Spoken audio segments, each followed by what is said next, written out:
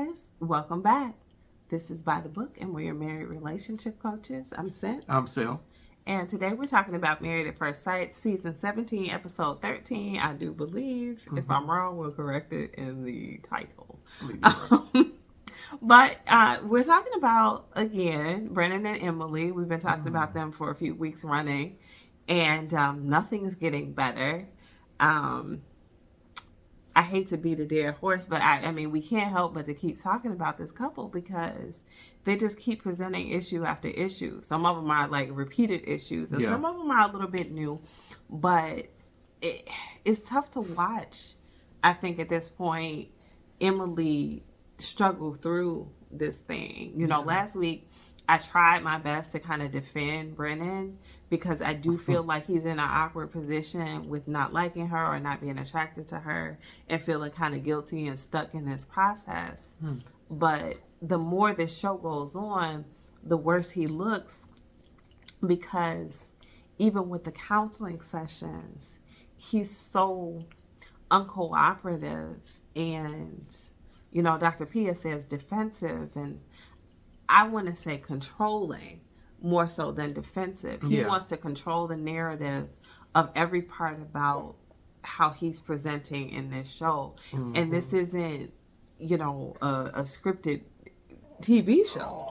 This is life for them. I mean, maybe they may have some prompts and, you know, some guidance some in of terms scripted, but of how they want things to go, but this is still supposed to be their real life, and he can't control the narrative of everything that goes on with he and Emily. And the more he does that, the more he's like an unlikable character, you know. So I'm sorry, Brennan. Like, I'm trying for you. I do feel for that situation where you're disinterested in the person you've been matched up with, and you don't want to look bad, but it gets worse and worse. You know, they have their little fun time. I thoroughly enjoyed watching Emily beat him at soccer. She's good at what she does. I like to see her athleticism. I love athletic women. But he thought that was like a big turning pivotal moment for them, you know, and things had changed. But Emily is still not getting a partner. And, you know, she's getting maybe a friend, somewhat, you know, but not really getting a partner, certainly not getting a spouse in him. Guys, forgive my husband's facial expressions. He's like handling the child. At this point, he's doing his best. But, you know, I just don't think that she's, and she said as much, she's not getting what she deserves out of this process, because his effort is not toward the marriage as much as it's just getting through this 8-week process and not looking as bad as he thinks he might look if he acts differently. So I agree. I do. I agree with that assessment. And yeah, you were trying to rescue him a little bit last week, throwing him a lifeline. I mean, you know, hey, some people have to aid in their own rescue, and he's one of them, because he's drowning, but he won't take the life preserver. He's going down, and he won't take it. And you know, I think most of what he is going through right now is self-inflicted. He doesn't like her. All right, fine. Not everybody's gonna like everybody, right? But you signed up for a show, and so yeah, you want to go through this 8 weeks. I understand, but how do you go through these 8 weeks, whereas you participate and you're somewhat effective, and even if you don't end up with this person, you grow as an individual because you've learned some skills on how to communicate and how to problem solve. That would be and good. He doesn't have it. He doesn't want to work at it. Well, that's because he's uncounselable. Like he won't allow the counseling to work for him at all. And one thing that you guys brought up the first time that we talked about Dr. Pia meeting with the two of them is that she didn't separate them. And if it didn't occur to her to separate them in the first session, I certainly feel like by this session it should have. And I mean, the main reason being that he's so controlling in the way that he speaks for her. And he's like, well, this was the point of us doing this. Is that your opinion, sir? Yeah. So, no, he says, this is the point of us doing this whole thing. And he dictates what the point is. He does. He doesn't allow Dr. Pia to do it. He doesn't allow Emily to do it. He kind of guides her in what he wants her to think. Don't you think this? This isn't productive. Do you think it's productive? No, that's not a good way to pose a question to somebody who's very much, and Emily, I'm saying, trying to people please. As far as he's concerned, she's not ready to throw in the towel on this marriage, and so she doesn't want to upset him. She doesn't want him to walk away from the situation. So she's kind of like balancing a tightrope right now, where she wants to speak up for herself a little bit, but she knows that if she does a little bit too much, he's not going to be in this process anymore. Yeah. What I found interesting that Emily said, and you guys tell me how you took this, she said in her confessional, he's very reactive off camera. And I'm like, I think I get what she's getting at, but I don't know. I don't want to put words in her mouth. Yeah. When she says he's reactive, could be a lot of things. It doesn't necessarily have to be altogether negative. Yeah.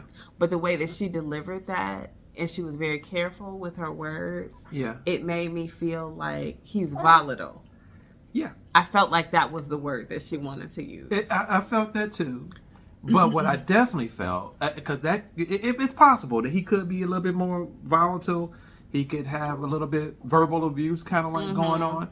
But regardless, I felt like she's trying to say there's a price to pay when I don't get on board with what he wants to get on board with, when I don't allow him to control on the level that he wants to control. And so there's going to be a price to pay, especially at the end of that session. You can kind of like feel that when Dr. Pia left, there was going to be a price to pay for her. Why did they agree, or why did he agree even, to do another session with Dr. Pia? I'm somewhat surprised that he didn't choose like Pastor Cal as another male figure to kind of align with him a little bit. Yeah. And then because they gotta have some say so. Yeah. And if they meet with an expert and some choice in who that expert may be. Yeah. Sorry for the little one.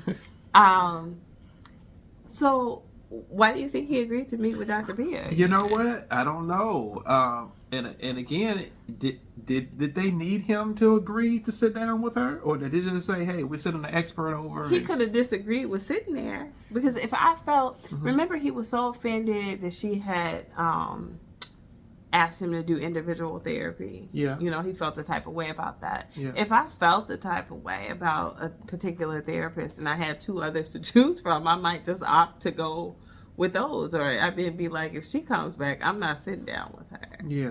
But, you know, he still sat there. He went through the process, and he acted wholly blindsided by the fact that Emily wasn't satisfied with the way things were going. Well, that's why he sat there then. He thought that he had done enough earlier that day with the whole soccer plan and everything, and he felt like they were on same page, or good footing, or however he worded it. Yeah, something to that effect. Yeah, he thought everything was fine, and he didn't know. And I think he thought he had done enough good things to where when they sat down, Emily wasn't going to come back with, well, we really ain't done nothing.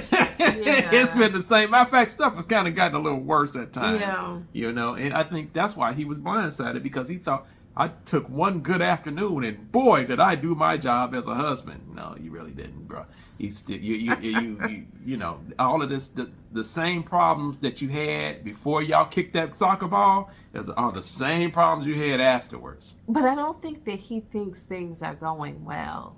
At least not for him. I think that he's trying to do enough so that Emily doesn't complain about him. But I don't think he has any more interest in her than he had at any other point. No. And I'll have to look back, because you guys continue to say, and I do believe you, but it's a lot going on for me to remember the first episode with them when they got married. I can't remember the vibe of him being totally into her or not. Do you remember that? I won't say that he gave the vibe of being totally into her, but he did look as though he was pleased. Okay. He looked like that there could be something, between them. So you felt he was physically attracted to her. That's the way it looked to me. And then I just can't remember. I'm not saying it was or wasn't.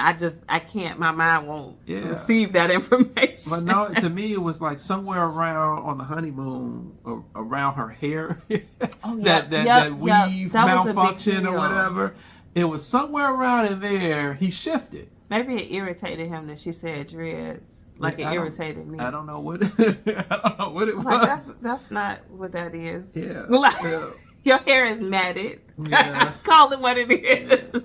Yeah. It was a shift in here in him somewhere around that honeymoon session. Exactly what set him off, changed him, whatever. Okay. He hasn't told us, and so we're left to speculate. And that's what me and my wife do on this show. That's all we can do. We speculate. Because he isn't saying. And every time Dr. Pia tries to nail down what it is that he's feeling, he's like, oh, can we just not talk about that? He's so uncomfortable that I don't know. It's annoying that I can't fully come up with a good explanation as to why he's that uncomfortable. Yeah. We just keep throwing stuff at the wall and hoping something sticks because we have no idea, and it's like, dude, just go to the darn council and see. She recommended, because you gotta say something. Yeah, I don't know. I want Emily to walk away, and that's the thing.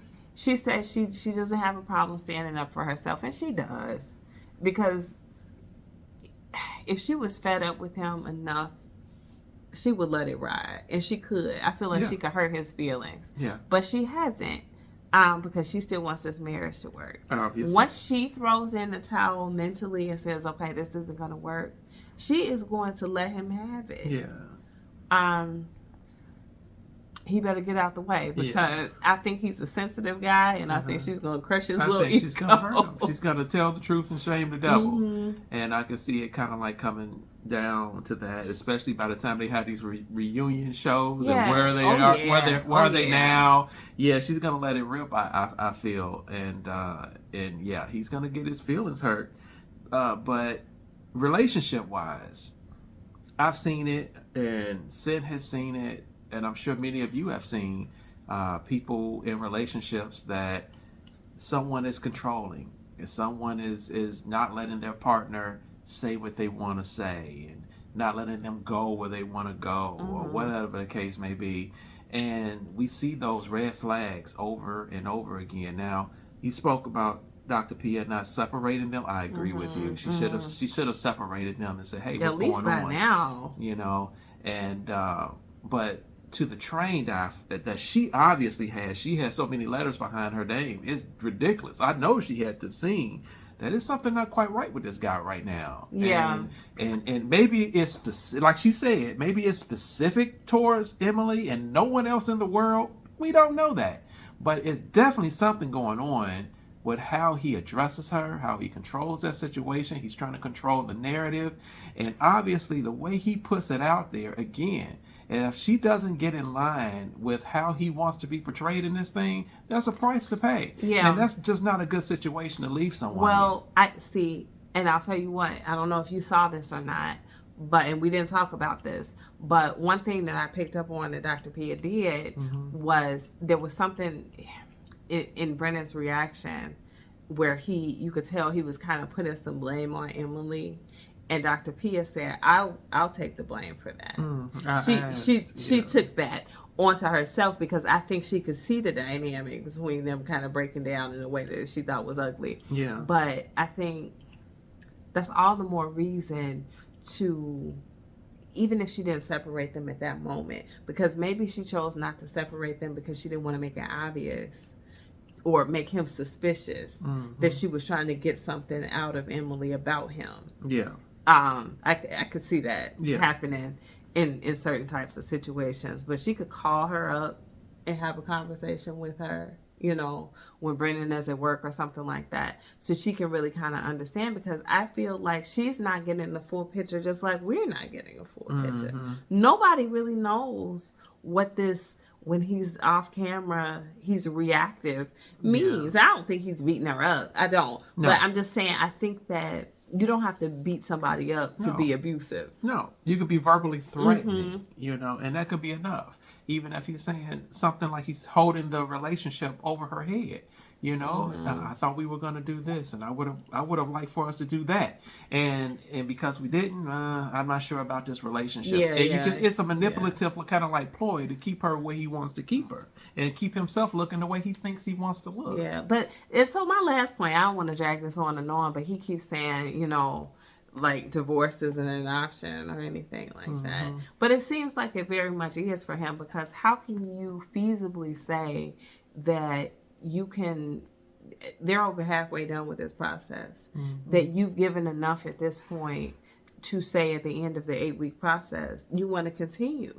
Yeah. He's not showing me anything that says that he would possibly say yes at decision day. No. I don't see how he could. So if divorce isn't an option, what in the world are you going to do? I don't know. Obviously, maybe I think he's saying one thing and really going to do another.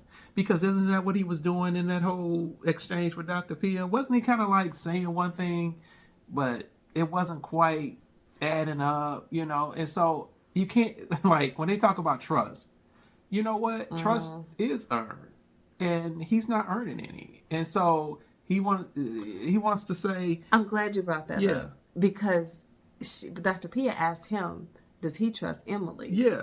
And he said something to the effect, and you guys can write it down verbatim if you want to in the comment section. But he said something to the effect of, he was trying to get it back. Like she had to gain it back. Yes. From him. Yeah. And she's like, okay, well, I'm trying to know what I did to lose the trust. Yeah.